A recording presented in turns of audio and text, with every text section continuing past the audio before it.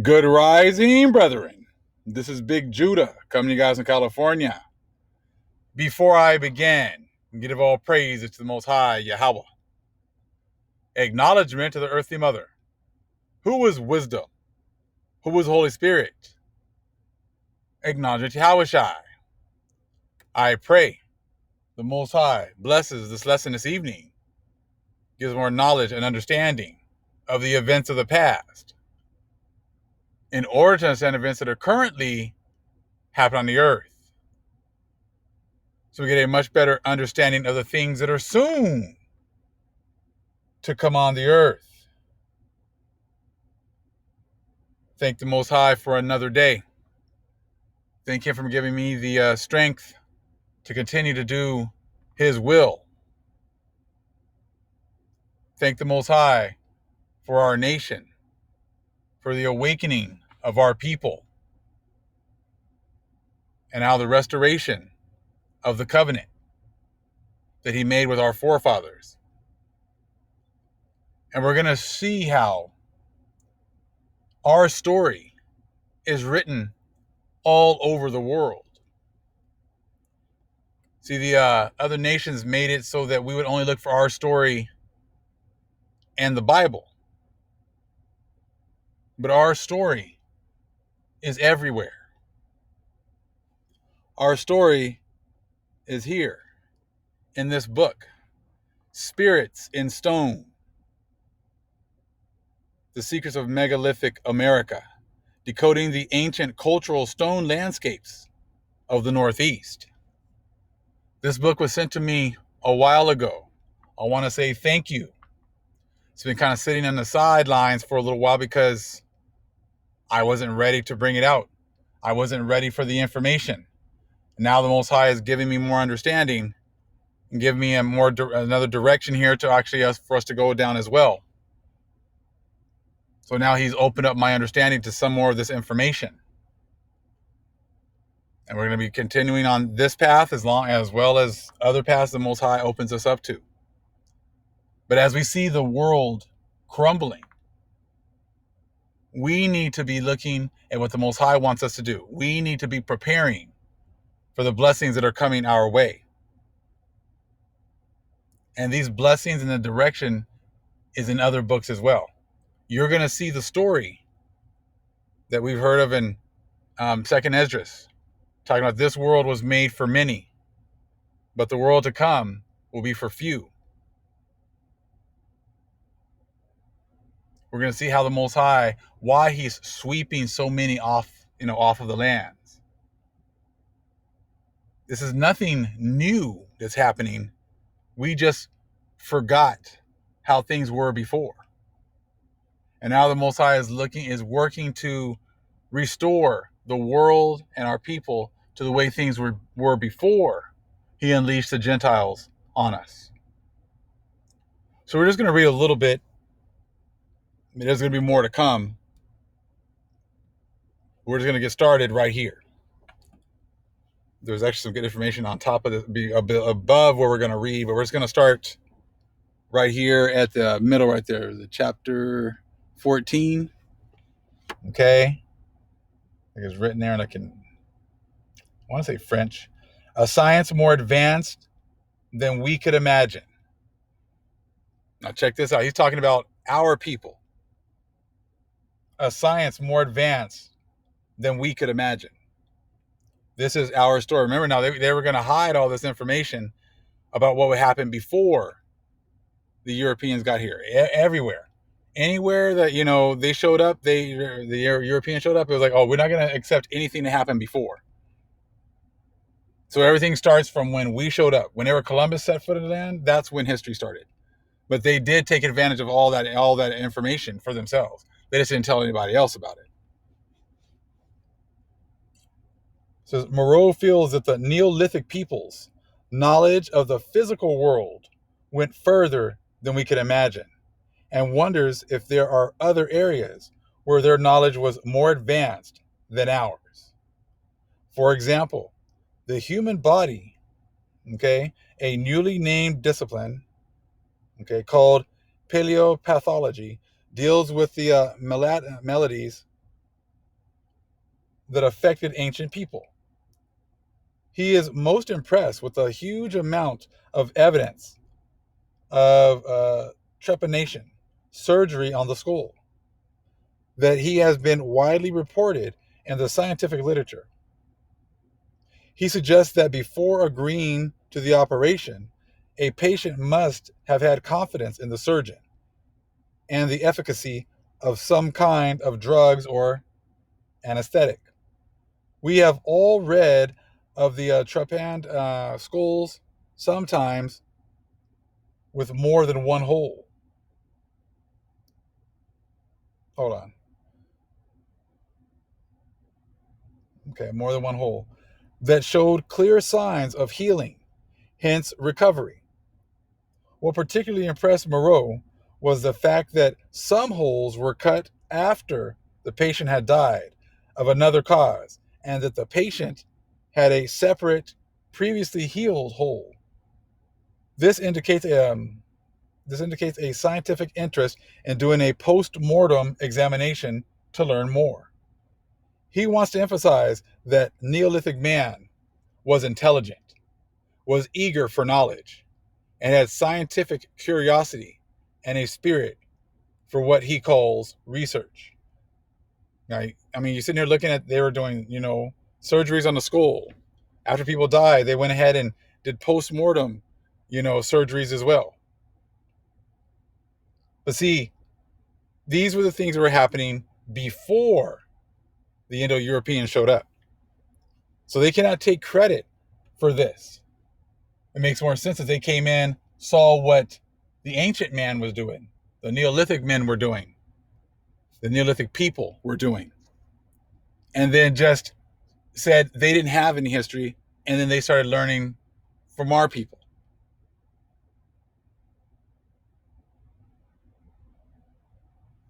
Let's continue. There's more.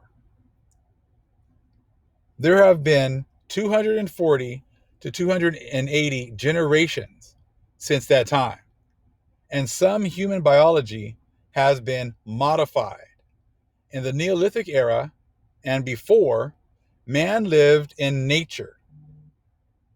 Okay? Was an intrinsic part of it.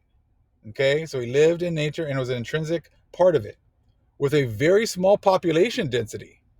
He didn't destroy or pollute, but lived in harmony with nature.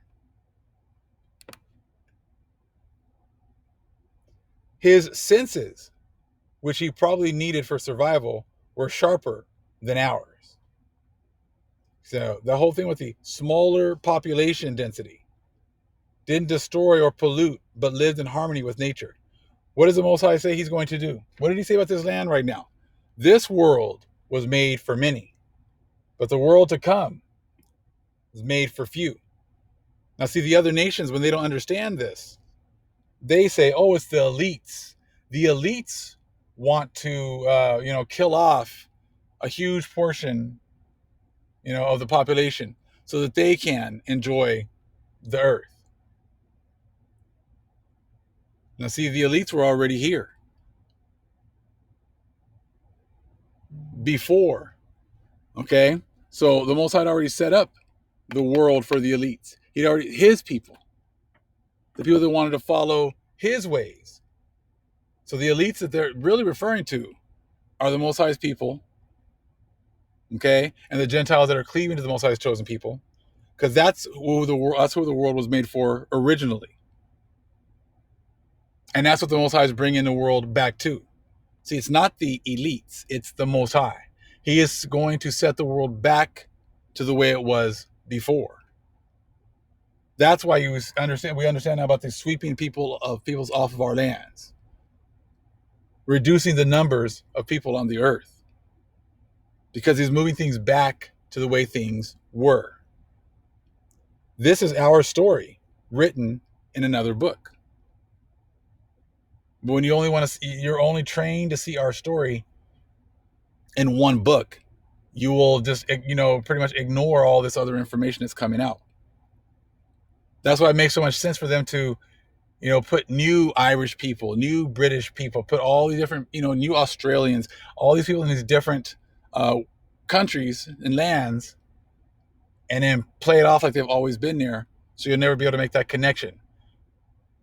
You can see how advanced people were of the Neolithic age before, Europeans showed up. How they lived harmoniously with nature. Those are the things that we are getting ready to move back to. I saw a video that popped up on my stream, and it was talking about how they admitted that, Fauci was talking about how they probably undercounted by 50% the amount of people that died last year of the plague. They said it might be closer to 800,000 people. We know they're doing the same thing even now. We're not hearing about deaths. We're not hearing very much about anything. But we know the Most High is still working. He has a plan. His plan is to sweep off, the people who don't belong here. And that plan is still in effect, and that's worldwide. Let's continue. Did Neolithic man possess faculties we no longer have? Yes, we do. We have been diminished. Yes, we had, definitely, different faculties that we do not have today. Most High took away our blessings. So when he took away our blessings, he took away those faculties as well. So like I said, this is our story right here. He left us diminished in front of our enemies. For a time, they could not even touch us. But then once we were under the blessings, they couldn't touch us. They couldn't do anything to us. But then once those blessings were taken away from us, that's when they had their opportunity to have their way with us. So again, did Neolithic man possess faculties we no longer have? See, that's the Neolithic man is now talking about, the code word for us. Okay? It says, many have asked that question. Moreau discusses genes and causes for mutations, such as ionizing radiation, X-rays, chemicals, and ultraviolet radiation. He would add magnetic fields and telluric lines. Okay? And those telluric lines are the lines here on the earth. Okay? The power lines here on the earth. Remember now, ley lines. When they took us away from our ley lines, got us away from those positive, positive feelings, positive energies, and removed us from those, and they took them for themselves and built up their church and everything else and kept us away. That's all part of it. So he says he would add magnetic fields and telluric lines. Again, this is our story. If you're stuck in only the Bible, you won't realize what this is talking about. This is what they've done to us worldwide to reduce, our faculties. It says, rather than say the early inhabitants of the region were mutants, he says instead, it is we of the present time who are a kind of mutant in degeneration, in the sense that we have completely lost certain faculties because of non-use, or better, that these faculties perhaps still exist in us, but in our line of evolution, we have lost the method of using it. And I also think that there exist among us rare individuals who have instinctively recovered the way to use it, even if they are not always aware of it. Okay? So this is huge. This is our story. To the T. Let's read a little bit again. It is we of the present time who are a kind of mutant in degeneration. Now you got the other nations, I said they've already started it. They've been at the bottom. It was definitely important for them to make sure that we were at the bottom, under them. So they had to set it up so that, we would be in a degenerative state. Now, when the guys keep saying we, like anybody can just get these kinds of powers or get these kinds of, no, not everybody had that. These were given by the Most High to his people. The blessings, the super strength, the super intellectual capacities, all that. Those were the things that were given to our people. Because remember, though, the rest of the nations came to our people in order for them to serve under us, because the Most High had given us so much knowledge and understanding.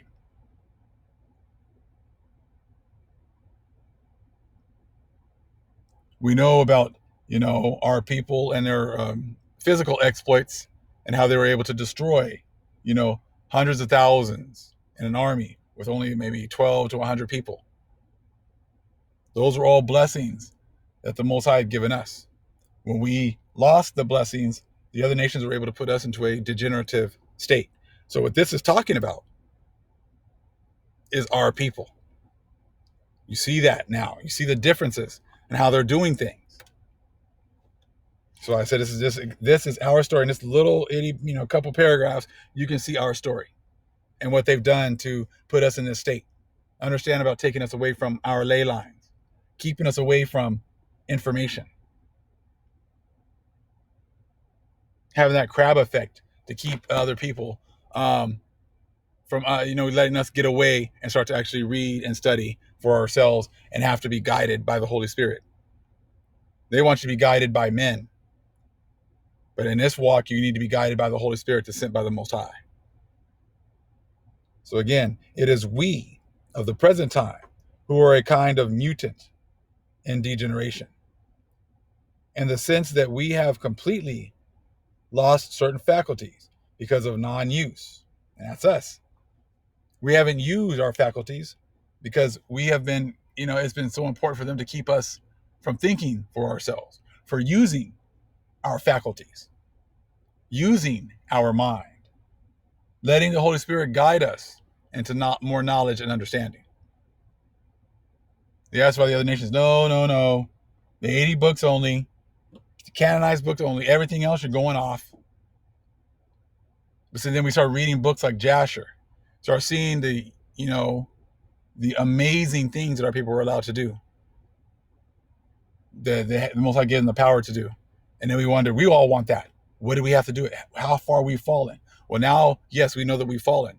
Now is the time to get with the Most High and learn how to regain our faculties, how to regain our mental aspect, how to regain our physical powers as well.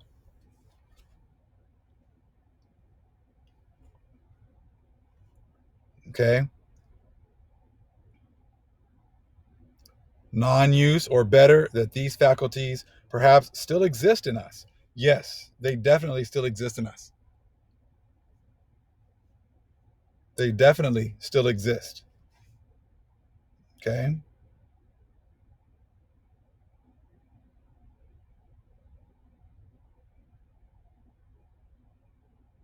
Okay. They definitely still exist in us, but in our line of evolution, we have lost the method of using it. And I also think that there exist among us individuals who have instinctively recovered the way to use it, even if they are not always aware of it. This is the direction the Most High is definitely going to be giving us. He's going to be leading us down how to recover our faculties, how to recover our blessings. So like that, today, we are like the mutants. We're not how we used to be. Our land is like in a mutant state as well, not like it used to be. Now that's what we're working to get back to. Where our lands were, where our people were. Like I said, it wasn't a whole lot of people here, so people weren't overusing the resources. And it talks about that in the Bible, how the Most High is definitely going to be thinning the herd. Now we understand why. Bringing things back to the original state.